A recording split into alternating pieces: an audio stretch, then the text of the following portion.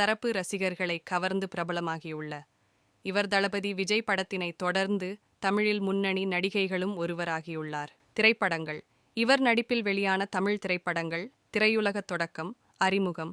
திரையுலக பின்னணி உள்ள குடும்பத்தில் பிறந்துள்ள மாளவிகா மோகனன் மீடியா சார்ந்த தனது இளங்கலை பட்டத்தினை மும்பையில் உள்ள வில்சன் கல்லூரியில் பயின்றுள்ளார்.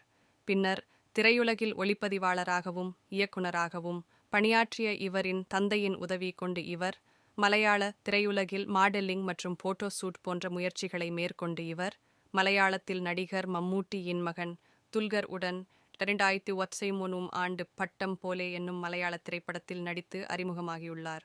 இத்திரைப்படத்தினை தொடர்ந்து இவர் நிர்ணநாயகம், தி கிரேட் ஃபாதர் என்ற மலையாள திரைப்படத்திலும், நானுமட்டு வரலட்சுமி என்ற கன்னட திரைப்படத்திலும் நடித்து பிரபலமாகியுள்ளார்.